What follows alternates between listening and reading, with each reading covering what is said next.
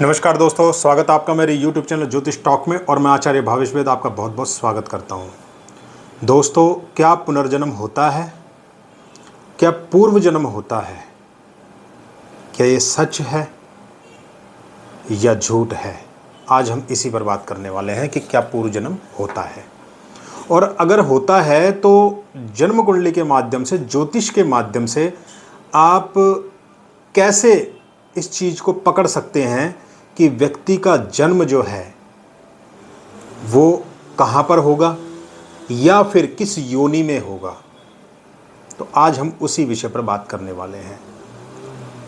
भगवान कृष्ण ने कहा है, पुनरपि जन्मम पुनरपि मरणम, यानी पुनः पुनः इंसान का जन्म होता है और पुनः पुनः व्यक्ति मरता है। और ये जो शरीर है इंसान का, ये शरीर ही समाप्त होता है। आत्मा ना कभी मरती है ना कभी पैदा होती है। शरीर हर बार जन्म लेता है, हर बार शरीर के माध्यम से रूप बदल जाते हैं। और कर्मों का किस हिसाब से व्यक्ति को फल भोगना पड़ता है, ये भी बहुत महत्वपूर्ण है कि कहीं ना कहीं कुछ कर्म ऐसे रहे ही होंगे कि जीवन में व्यक्ति को उन्नति प्रगति मिलती है। एक व्यक्ति जो है वो बहुत मेहनत के बावजूद भी कुछ भी अर्जित नहीं कर पाता, लेकिन एक व्यक्ति जब पैदा होता है तो मुंह में सोने का चम्मच लेके पैदा होता है। मेरा कहने का मतलब ये है कि एक व्यक्ति कहीं गरीब अवस्था में पैदा हो जाता है, कहीं झुग्गी झोपड़ियों में, और एक व्यक्ति कहीं बड़े घर में, बड़े बिजनेसमैन के घर में या नेता के घर में पैदा हो जाता है। ये सारा खेल कर्मों का ही तो है। दोस्तों, महाभारत का युद्ध चल रहा था और भीष्म पितामह बाणों की सैया पे लेटे हुए थे। रात्रि का समय था, तो भगवान कृष्ण जो हैं उनसे मिलने जाते हैं और वो हाथ जोड़कर प्रार्थना करते हैं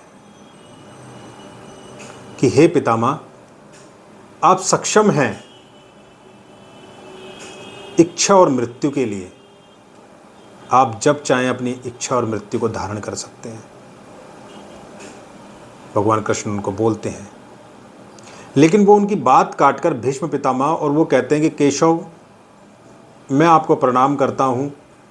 मैं सिर्फ ये जानना चाहता हूँ कि आज मेरी ये जो स्थिति है कि मैं चारों तरफ से अकेला इस युद्ध भूमि में पड़ा हुआ हूँ रात्रि के समय, और बाणों की सैया पर मेरा पूरे शरीर का एक एक हिस्सा बेध दिया गया है बाणों से।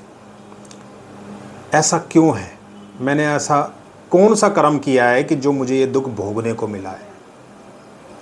तो भगवान कृष्ण बोलते हैं कि आप बिल्कुल अकेले पड़े हो। आपको याद होना चाहिए, जब द्रौपदी का चीर हरण हो रहा था उस समय पितामह आपको पता था कि क्या गलत हो रहा है, लेकिन फिर भी आपने गलत का साथ दिया और सच को दबाने की कोशिश की। पता होने के बावजूद भी आप सच के साथ में नहीं खड़े हुए, इसीलिए आज आपको वो श्राप भोगना पड़ रहा है कि आप अकेले हों। फिर भीष्म पितामह ने कहा, तो केशव, ये तो याद है मुझे, लेकिन आप ये बताइए कि मैं इस बाणों की सैया पे क्यों लेटा हुआ हूं, क्यों ये दुख भोग रहा हूं? तो भगवान कृष्ण ने कहा कि हे पितामह, इस जन्म से 100वें जन्म पर, यानी कि 100 जन्म पहले, आपने एक सर्प को उठाकर एक डंडे से और एक झाड़ियों में फेंक दिया था, और वह सर्प जो है कराता हुआ वहाँ से निकल नहीं पाया, और वहीं पर उसके पूरे शरीर में कांटे चुभ गए थे और उसने वहीं पर प्राण त्याग दिए। तो उसी श्राप का ये फल आप भोग रहे हो कि आज आप इस सैया पर लेटे हुए हो और आपको ये तकलीफ भोगनी पड़ रही है। तो दोस्तों, ये है पूर्व जन्म। पूर्व जन्म जो है उसमें कहाँ क्या किया है यही भोगना पड़ता है। लेकिन शास्त्र कहता है कि फिर भी इंसान को जो है 8 जन्मों के कर्म भोगने पड़ते हैं। उसके 8 जन्मों के जो कर्म हैं वो उसको आने वाले समय में भोगने पड़ते हैं। इसीलिए जो इस बात को समझ गए हैं वो दान करते हैं, दक्षिणा करते हैं, पाठ करते हैं, पूजा करते हैं, माला लेकर बैठते हैं, राम नाम जपते हैं, ओम नमः शिवाय का जाप करते हैं, क्योंकि उनको पता है कहीं ना कहीं अगला जन्म होना ही है। मुझे आज भी याद है, मेरे मौसा जी थे, आपने बालाजी, मेहंदीपुर बालाजी का नाम सुना होगा। मैं एक अपने जीवन की घटना बता रहा हूँ। मेरा जो पूरा जीवन है, मैं 5 साल का ही मेरे माँ बाप के द्वारा मैं राजस्थान भेज दिया गया था। तो वहाँ मैं अपने ननिहाल में मैं पड़ा बड़ा, और ननिहाल मेरा रहा है मेहंदीपुर बालाजी, जहाँ बालाजी में आज हज़ारों लाखों लोग जो हैं हर साल पहुँचते हैं। मेहंदीपुर घाटा का जो मेहंदीपुर बालाजी है, वहाँ हनुमान जी की बहुत बड़ी मान्यता है, पूरे वर्ल्ड में माने जाते हैं और प्रत्यक्ष देवता हैं। उस समय पर हनुमान जी का मंदिर ऐसा नहीं था, बहुत छोटा सा बना हुआ था और एक छोटे से पत्थर पे ही इस प्रकार से पूजा होती थी। धीरे धीरे मान्यताएं बढ़ी, लोगों को चमत्कार मिलने लगे और वो चीज़ें बढ़ने लगी और आगे ये पूरा मंदिर बन गया। तो जब मैं वहाँ पड़ा हुआ था तो मैंने वहाँ पे एक संत देखे थे जो अक्सर गांव में आते थे। वो संत जो थे वो मेरे जो मौसा जी लगते थे, उनके मित्र थे। तो अक्सर जब वो घर पे आया करते थे तो वो ऐसी ऐसी भविष्यवाणियाँ करते थे कि जो किसी को पता ही नहीं होती थी, और लोगों का पूर्व जन्म भी देखकर बताते थे वो कि तेरा जन्म यहाँ हुआ है और तू फला गांव में जाकर पता कर सकता है, फला व्यक्ति के घर में जाके पता कर सकता है, यहाँ से 150 किलोमीटर इस गांव में तू पता कर सकता है कि तू यहाँ पैदा हुआ था और तू इस तरीके से पैदा हुआ, इस तरीके से तेरी मृत्यु हुई। उनको आजमाने के लिए, देखने के लिए लोग जब उस जगह पर जाते थे तो निश्चित ही तौर पर वहाँ पर वो घटना होती थी कि हाँ, यहाँ पे फला फला व्यक्ति इस प्रकार से जन्म लिया है। ऐसे ही दोस्तों हमने देखा कि जब वो बैठे हुए थे उस मंड पे, भैरव का एक मंड है, एक मंदिर बना हुआ, उस पर हम जब बैठे हुए थे तो हम बच्चे थे। तो उन्होंने बहुत लंबे चौड़े तरीके से लोग आते थे, वहाँ पे काफ़ी भीड़ लगती थी और वो लोगों का फ्री इलाज भी करते थे। उन्होंने बोला कि अभी गांव में एक व्यक्ति की मृत्यु होगी और वह व्यक्ति यहाँ से ठीक 4-5 किलोमीटर दूर एक गांव पड़ता है दोस्तों, वहाँ जाकर आप आज भी पता कर सकते हो कि उस गांव में जाकर जो मरने वाला व्यक्ति है वह जन्म लेगा गाय के पेट से, गाय के गर्भ से, और बछड़े के रूप में जन्म लेगा। आप जाकर देख सकते हैं दोस्तों, मैं इस बात का साक्षी हूँ। और जब वहाँ पर गए, ठीक 15 मिनट बाद में गांव में एक व्यक्ति की डेथ हुई, और डेथ होने के बाद में उसकी जब मृत्यु हुई है तो हमने टाइम नोट किया सब लोगों ने, और तुरंत जब हम वहाँ गए, पहुँचे, बाइक से थोड़ी सी दूरी था, तो देखा एक गाय के जो है बछड़ा पैदा हुआ। जिस समय पर वहाँ पर उस व्यक्ति की मृत्यु हुई, उसी समय पर वहाँ गाय का बछड़ा जन्म लेता है।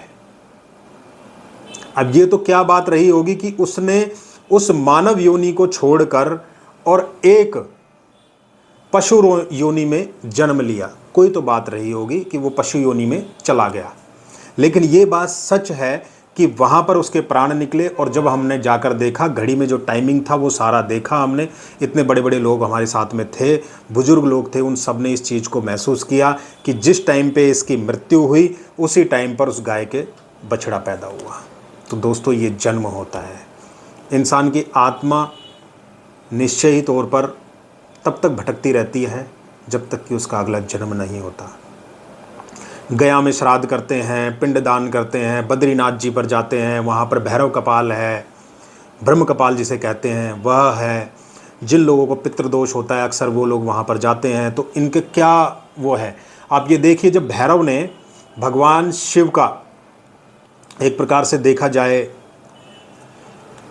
भैरव का, उनको मृत्यु का दोष लग गया था, ब्रह्म हत्या का, भैरव को, तो पूरे ब्रह्मांड में घूमते रहे ब्रह्मा जी का शीश लेके, लेकिन वो शीश जाकर कहाँ गिरा? बद्रीनाथ जी में जो ब्रह्म कपाल है वहाँ पर। आज भी आप वहाँ पर जाते हैं, यात्रा करते हैं तो पितरों की शांति होती है और अपने आप ही वो ब्रह्म कपाल जो है, ब्रह्मा जी का जो सर था, वह वहीं पे जाकर छूट जाता है, यानी कि वहाँ पर भैरव को मुक्ति मिल जाती है इस पाप से। ये आपको एक बात बता रहा हूँ, अगर आपको नहीं पता है तो आप बद्रीनाथ जी की यात्रा पर जाएं और वहाँ पर अपने पितरों के लिए तर्पण करें, तो आपको इस चीज़ से मुक्ति के रास्ते ज़रूर मिलते हैं। दोस्तों, पुनर्जन्म होता है, कुंडली में ये कैसे जानेंगे, अब हम इस पे बात करते हैं। मान लीजिए जन्म कुंडली में जो पंचम भाव है उसका स्वामी नवमांश में, यहाँ मैं नवमांश की बात करूँगा, यहाँ उन्हीं लोगों को समझ में आएगा जिन लोगों को थोड़ा ज्योतिष का ज्ञान है कि नवमांश क्या होता है।